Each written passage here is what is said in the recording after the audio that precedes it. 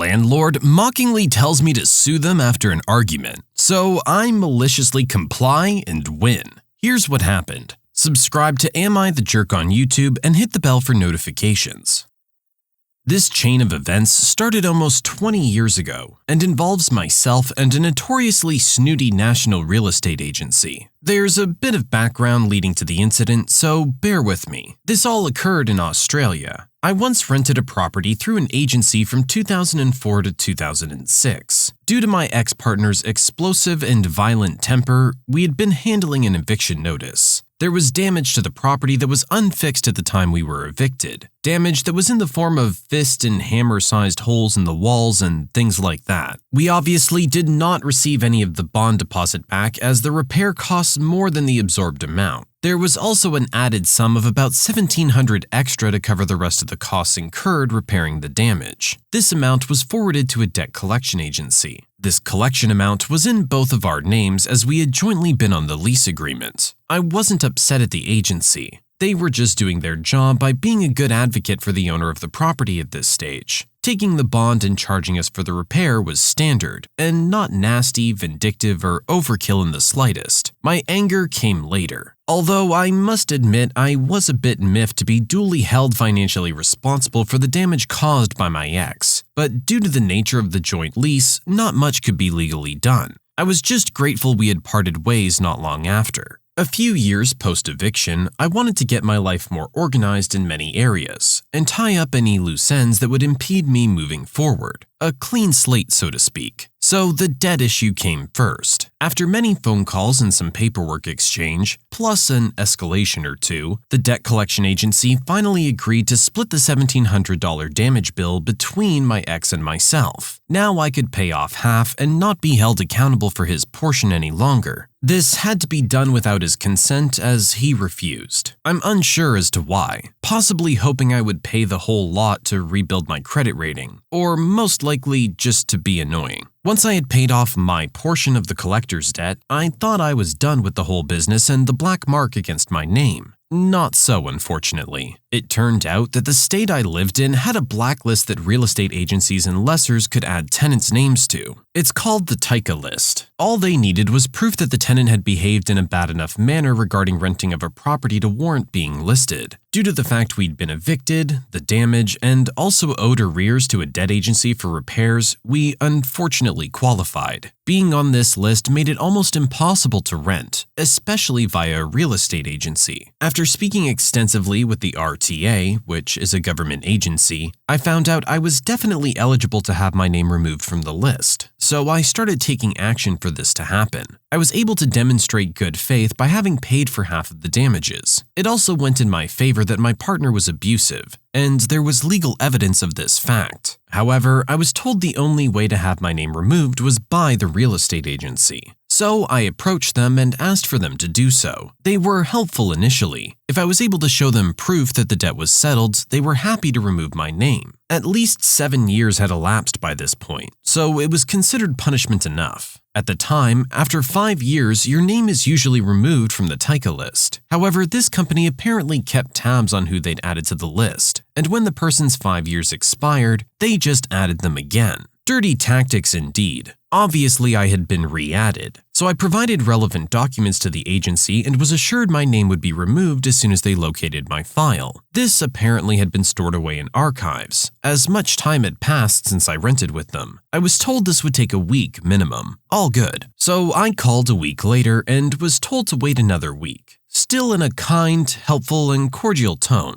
I called again after that time and was told to wait, you guessed it, another week. And this time, I detected a tone of frost in the reply. So I called back more than a week later just to show patience, and now was being spoken to in a very haughty manner. I was informed that my request was bothersome, being so because what I asked was not important, and finding my file was a waste of their staff time. They would call me when they got around to it. I expressed how important it was personally, and then heard the magic words, almost verbatim, "If you want us to do this so badly, we'll only be forced to help you if ordered. Perhaps you should take us to court if you can't be patient. Goodbye." So you were just stringing me along? Okay, game on. I had a feeling this was all done to avoid removing my name, as they had found my file. Also that they were stalling and wanted me to stay blacklisted. But I wasn't backing down without a fight, and so I took their advice. I filed against them to have the matter seen in a small claims court. It cost me $35, which would be reimbursed by the agency if I won. I didn't have anything to lose, and I wanted them to know that not all people will hold indefinitely or continue to be unjustly punished for longer than fair. It was listed to appear in about 4 days from filing. As soon as they received the court date paperwork, I was suddenly bombarded with phone calls. How dare I take an agency to court when they were working their hardest to find my file and help me? Doing my best to sound apologetic for taking their advice, I thanked them for the suggestion, as it seemed there would now be a time frame at least for the matter to be dealt with. On the day of court, I had 3 sheets of paper as my sole evidence. A statement showing the repair bill had been paid and there was no finances outstanding, a statement from the RTA that I was eligible to have my name taken off the TICA list, and lastly, a document stating that it was at the behest of the real estate agency to remove my name, and that they had no good reason not to. Not 1, but 2 agents for the company showed up to court. When it came before the judge, both parties had to give evidence if relevant. I handed in my 3 pages. Seeing them pass the judge a thick folder of paperwork, including photos of the property damage, was rather amusing, considering they supposedly couldn't find my file when last requested. The judge asked them for a statement. They went on for a few minutes about why I didn't deserve to be removed, and justified their stance with the photos and prior rental history with them. All I had to reply was that I had paid for my share of the damage, that the damage was due to my abusive ex, and that I had made restitution as much as I could regarding the matter, with no money owing.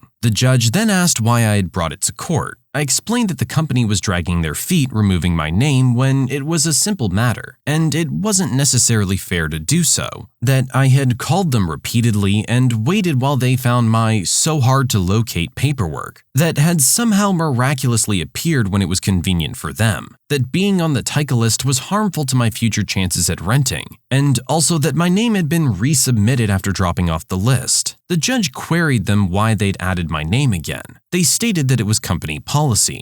The judge expressed agreement with my stance. I had been punished enough, had made financial restitution, and now that my file had been located, I was not to be blacklisted anymore. Case decided in my favor. I win. The real estate agency was given 48 hours to submit proof to the court and a copy to myself that I was now off the list. Also, they had to pay the $35 I spent taking them to court. The pair of agents walked out in a huff and were on the phone out in the hallway immediately after vacating the courtroom. I floated right past them, riding a justice high. As I got to the lifts, I thanked them for coming and their sound advice in recommending court. Also, that I was grateful for the bottle of wine they'd be buying me with the $35 I was to be paid back. The look on those jerks' faces was priceless. That's a horrible company policy to just automatically put people back on this blacklist. You're seriously affecting other people's lives. I'm surprised this is something that they're legally allowed to do. It's practically defamation. You've paid your dues, you've waited your time, you should be allowed to rent again without it being an issue. Them holding this over you isn't fair or right. Once you've paid the amount that you owed them and stated what your situation actually was, it all should have been taken care of. The fact that they refer to your issue as bothersome to them is a real problem. I'm sorry it's an inconvenience for you, but you know what? This is really screwing over my life, my living situation. If you could just get off your butt for 10 minutes and go do what I need you to do, this can all be over with. And you know what? If you had done it the first time around and actually been nice about it, you might have had my business again, but definitely not gonna happen now. You can submit your own stories to be featured here on the channel. The story submission link is in the description below. And if you want to listen to some vibey music in the background, check out easymode, also linked below. And don't forget to subscribe. I took the 1 chip challenge yesterday, and boy did I mess up. I ate the chip last night. As a spicy connoisseur, I didn't think it would be as bad as it was, so I didn't prepare any relief. I'm the kind of person who loves the pain of spicy food. I eat habaneros like they're pickled peppers from Papa John's. I order extra spice in Thai restaurants. I make chili that can't be eaten by anyone I know. I've binged jalapeno, hot and spicy, and ghost pepper chips. Not an actual skill or anything I'm proud of, I just love spicy food. So after missing last year's challenge, I noticed Pequi has a new chip this year, with the Carolina Reaper and Scorpion Pepper. And I couldn't pass it up. These sound like cheesy metal bands to me, so I buy one with no fear. Reading the "this chip will destroy you" on the packaging actually makes me laugh. How bad could this possibly be? Well, it was bad. After unwrapping the chip, I noticed there was an extra chip in the package, so I was excited. The chip was over $5 at the store I got it from, so I felt like this was a discount. My first mistake. I stared at the chips for a while and took a bite. The chip was stale and flavorless. No tang and no salt. Completely uninspired flavor profile. The heat didn't hit me at all. So after waiting a few seconds, I scarfed down both chips in a few bites. About 30 seconds passed before I felt anything. Suddenly, my mouth felt like I had been chewing on the glowing embers of a campfire. I walk calmly to the kitchen and pour a glass of water. Once I drink this, my throat starts to flare up like it is third-degree burns. I can't swallow, and I'm worried that if this continues, I won't be able to breathe. I drink more water, which only functions to spread the spice stuck in my teeth down my throat. At this point, my body is reacting like I'm swallowing actual fire. It thinks my throat is inhaling flames, and all there is the flight or fight response. I want to run into a pool and drown myself. The pain is unbearable. Suddenly, I remember the fruit popsicles in the fridge. I get one out and shove it down my throat to my tonsils to cool off the pain. And it works. As long as the popsicle is on my tonsils, the pain feels manageable. Unfortunately, the popsicle is gone in less than 30 seconds, and I end up eating them all in about 2 minutes. All the popsicles are gone, and I'm still feeling the burn. So I do something I've never done in my adult life. I pour a glass of milk. I'm lactose intolerant, so this is a worst-case scenario situation, but I can't take it anymore. So I drink a glass and it doesn't help. I drink a second glass and still no relief. So I just gargled it like Listerine. I grab a loaf of bread, start stuffing my face, and spitting out everything in a failed attempt to remove the spice. I don't really drink alcohol either, but I know it helps loosen up the oil and counteract the spice. So I check the fridge and find a single bottle of hard cider, immediately open it, and start gargling. The whole time, my throat and mouth feel like they're blistering from actual fire. This cider was my saving grace, the only thing that seemed to slow down the burn. Eventually, after spitting out the entire bottle, I feel like I'm in a manageable state to think rationally. I take some Tums in anticipation for the gut pain, but it doesn't seem to help. I spend the night sitting up in bed, clutching my stomach and weeping from the sides of my eyes. I finally fall asleep at 3 a.m., grateful that I washed my hands at some point. The next morning, I wake up feeling miserable. I go to the bathroom and it feels like fire's coming out of my urethra. Apparently, spicy substance can come out of your pee. Then my lactose intolerance kicks in, and I start regretting all the milk I drank last night. All of my exits are on fire. I shower to manage all of the pain, and it helps a little. And that's where I'm at now, in complete fear of needing to use the bathroom. I can see why our original poster thought he might have been exempt from how hot this was actually going to be to him, but you should always come prepared. There's a reason people react the way they do, whether you're used to spicy food or not. Those things are made to be brutal. That's why there's only one in the package, and why it's called a challenge. If it was easy, even for spicy food eaters, it wouldn't really make for great content, now would it? Anytime I've seen someone eat one of these, they're immediately KO'd. You should assume that the same thing's gonna happen to you.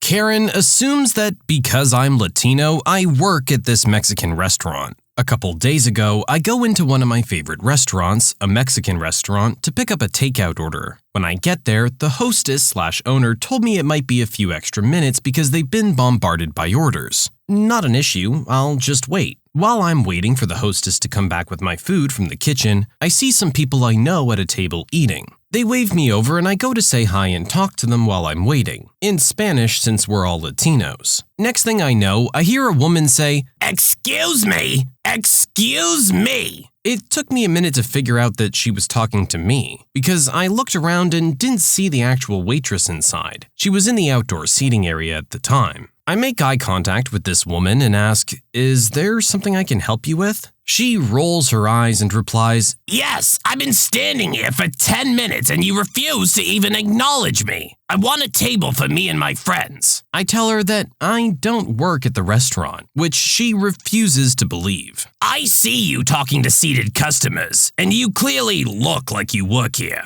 Mind you, I'm dressed in jeans, a sweater, and a mask. That's it. I firmly tell her that I don't work here, to leave me alone, and just turn away completely as I see the hostess/owner coming back from the kitchen. This is when she starts yelling. The hostess runs up and asks what's going on. The woman tells her, "You have this rude," insert racial slur about Latinos here, "working here that refuses to do her job. All she wants to do is talk to her friends at that table." She points to the people I was talking to. "I've been waiting for over 10 minutes for a table while she ignores me. This is ridiculous that you would hire someone like that." At this point, everybody stops what they're doing after she called me a slur. It didn't hurt my feelings at all, because I know this is coming from a totally random lady who's just the worst. The hostess/owner tells her that I don't work here, that calling me a slur is disgusting, and to get out and never come back. The woman just stutters a few times before storming out, muttering probably racial stuff under her breath. I pay for my food and leave a huge tip, all while the owner's apologizing to me about what happened. I told her it was all good, and honestly, it was way more embarrassing for the screaming woman who had all the color drop from her face when the owner told her that I was a customer, and for her to get out.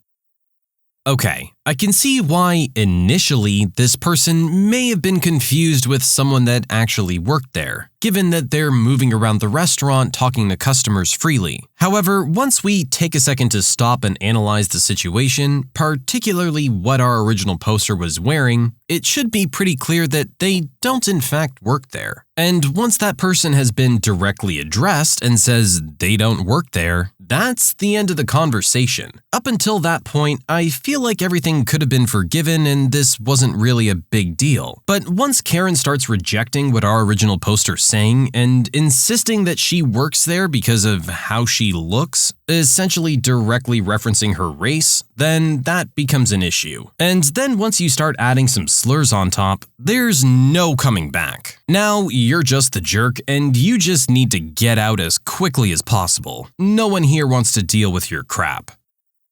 Apparently, during an argument is not the best time to try and redeem an intimacy coupon. My top dresser drawer is a catch-all for uncategorized miscellany that I've accumulated over the years. It's filled with the kinds of random things that seem like a good idea to keep but have no use in my day-to-day life. Like that track medal I won in high school, or a guitar string replacement tool, or that naughty coupon booklet my wife bought me when we were still dating. You know, stuff like that. I was looking for something in there the other day and I came across the booklet. It was untouched, all coupons intact. When she gave it to me, I thought it was a cute gesture, but we were already doing all those things anyway, so I tucked it away and forgot about it. Fast forward 15 years, many of those married with children, the novelty that was lost on me in the past suddenly came into sharp focus. Mental bookmark, this can come in handy, especially these days when the spice needs all the help it can get. One day, she comes home from work. I was upstairs and I could just feel the negative energy rush into our house. The sound of her bad day could be heard in her footsteps. Her heels were aggressively clacking against the floor. I could tell from the combo sigh growl coming from downstairs that I was about to get the business for something that I didn't even know I did. I head downstairs and we say hi and ask about each other's day. Hers sucked. Mine was great, which automatically made things worse. As predicted, she starts to unload big time. It's brutal, and I'm just listening quietly. certain there's nothing I can say or do to make it better. She notices I'm not engaging and asks what my deal is. I pull out the coupon booklet that I had slipped into my pocket during a hasty moment of questionable thinking and flip it to a BJ coupon. I ceremoniously fold it along the perforations and tear it out, handing it to her purposefully. What's this? See? Good for one BJ anytime. Are you kidding me?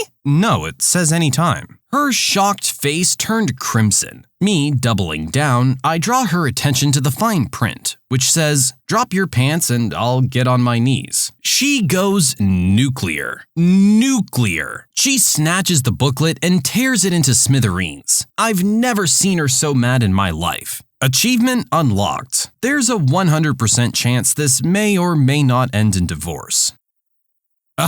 Buddy, there's a time and a place for those kinds of things. I mean, that's great that you stumbled across this and you wanted to maybe spice things up between you and the lady, but that probably wasn't the time to try it. Now you've lost the whole book of what are now very valuable coupons to you. While it may have been good comedic timing to you in that moment, and maybe to her a little bit later on, I don't know if it was worth it.